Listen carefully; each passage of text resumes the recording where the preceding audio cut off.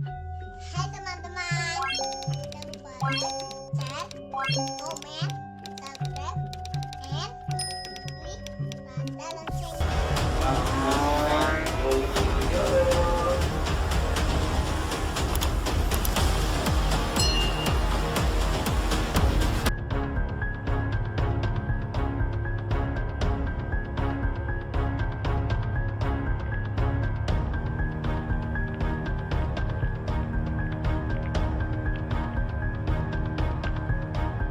Akhirnya seri Indiana Jones kelima, yang juga merupakan film terakhir yang dibintangi Harrison Ford mencapai finalnya.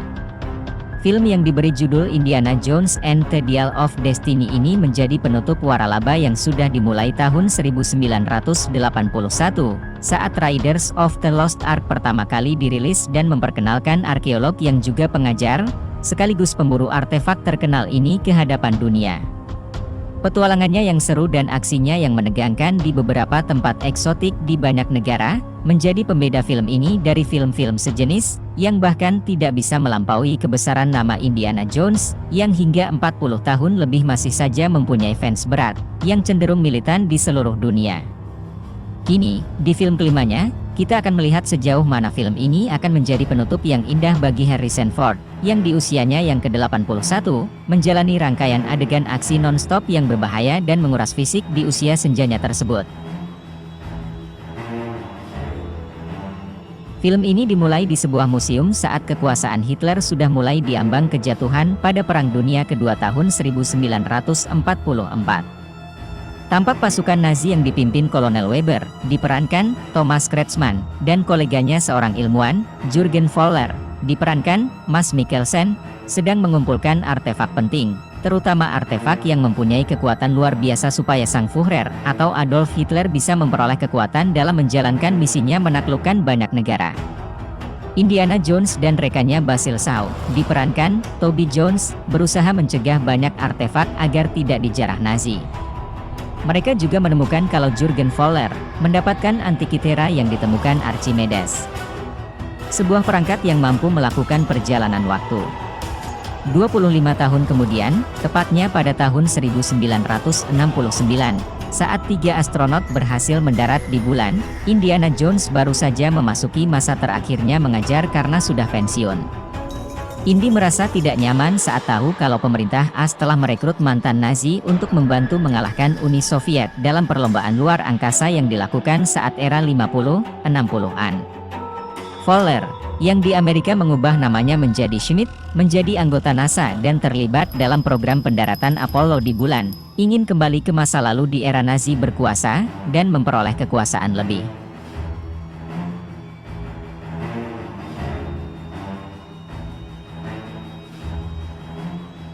Namun, Voller harus mendapatkan Antikythera yang disimpan Jones di kampusnya dan kini Indy ditemani anak perempuan Basil dan juga putri baptisnya, Helena Shaw, Phoebe Waller-Bridge, menemani Jones dalam perjalanannya mencari potongan Antikythera atau Archimedes dial di tempat asalnya.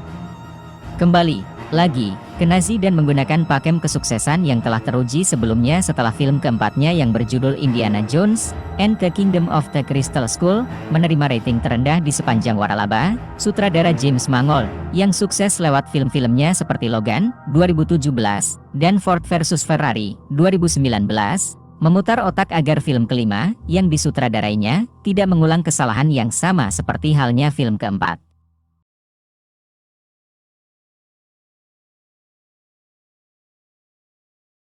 Ia memasukkan Phoebe Waller-Bridge sebagai putri baptis Indy yang sudah lama tak ia jumpai.